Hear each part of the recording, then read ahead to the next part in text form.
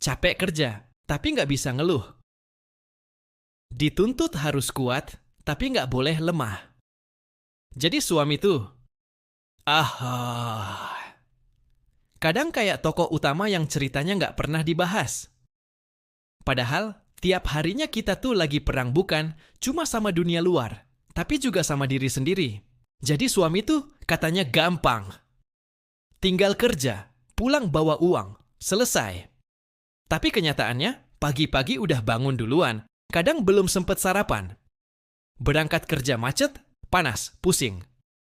Di kantor, tekanan dari bos. Deadline, target. Drama, kantor, pulang, capek. Tapi tetap senyum, pura-pura kuat. Padahal, dalam hati, rontok. Karena ternyata, jadi suami itu bukan cuma soal kerja, tapi juga soal mikirin semuanya. Banyak beban yang nggak kelihatan. Dari luar, kelihatannya suami baik-baik aja. Tapi siapa sangka, di balik senyum itu, hati bergejolak dan pikiran kemana-mana. Ada tagihan yang numpuk, ada target yang belum tercapai, ada rasa bersalah karena nggak bisa beliin mainan anak. Ada malam-malam tanpa tidur, mikirin gimana besok bisa bayar sekolah. Dan parahnya, semua itu harus dipendam. Karena katanya, laki-laki tuh nggak boleh kelihatan lemah. Kalau istri capek, orang bilang, ih kasihan, ngurus rumah sendirian. Tapi kalau suami capek, jawabannya gini, lah emang tugas lu cari duit, ngeluh mulu. Kayak, semua usaha kita tuh nggak pernah cukup. Dituntut kuat, tapi nggak dikasih ruang buat lemah. Dan itu, pelan-pelan mental health gua rusak. Vow dulu punya mimpi. Pengen bangun usaha, Dana pengen kuliah lagi. Tapi setelah nikah, semuanya berubah. Bukan karena mimpi itu nggak penting. Tapi karena sekarang ada yang lebih penting. Anak, istri, keluarga. Dan perlahan, mimpi itu kita pendam. Dan lama-lama kita simpan. Karena jadi suami, seringkali artinya mendahulukan orang lain. Dan tahu nggak yang paling serem? Kebanyakan suami. Diam aja gak ngomong. Nggak cerita.